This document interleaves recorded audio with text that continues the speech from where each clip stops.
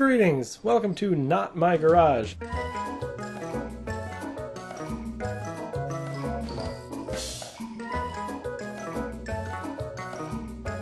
I can't do any work in my garage at the moment on account of this.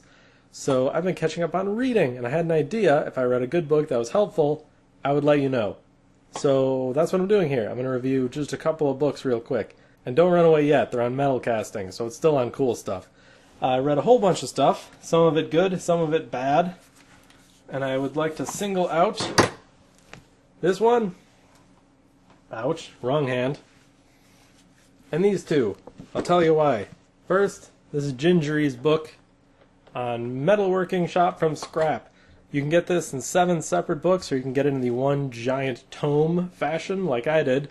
Very useful for defending yourself from home invaders. It's very heavy. I'm sure it would pack a nice punch if you were to clock someone in the head with this.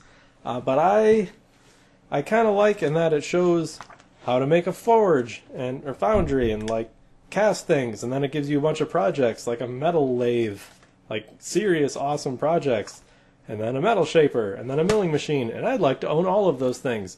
So I think I'm going to follow those steps and maybe try to make some of that stuff. The benefit of this book is very simple and it's easy to read. Not everyone can do that. This next book's not as easy to read. The guy knows his metal casting but sucks at writing.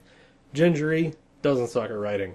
Try this. Read this book first. And if you don't want to pay the money for all 7 books in a hardcover, just buy the Charcoal Foundry one. It's very helpful. Next up, these 2 books. Ouch. By C.W. Ammen? A-M-M-E-N.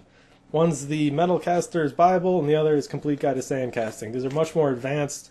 There's going to be a lot of stuff in here that you're not particularly going to need to know, but they are still very good books, especially this one has a glossary in the middle of a bunch of terms. I found that very, very helpful. There's some overlap, but not a ton. And if you ever wonder all the different gating methods, check in this book. There's literal pages of them.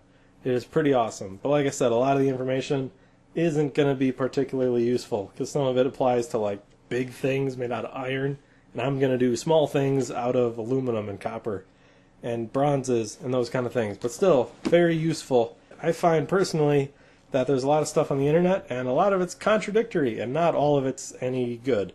So people can make themselves look pretty good with editing, but it's pretty hard to write a good book if you don't know what you're doing. So a lot of times I find books are worth the money and the time it takes to learn. And reading's not fun, but I kind of like to read. Not fiction. Fiction's a waste of time. This is not a waste of time. These teach you how to melt things. Now, I would like to do something symbolic and like put it on my bookshelf over there, but I have a slight problem. This is my bookshelf. It's kind of a bunch of crap on the floor, and one of my projects is going to be a simple bookshelf using dimensional lumber you can buy at a hardware store for cheap. I already designed it on SketchUp, and I already bought the lumber, and it's just sitting in my garage waiting for me to heal. So look forward to that sometime. Who knows? I got another week before I can do anything, so I'll probably do more reading. And if I find anything good, I'll let you know about it. Thumbs up? That's not a thumbs up.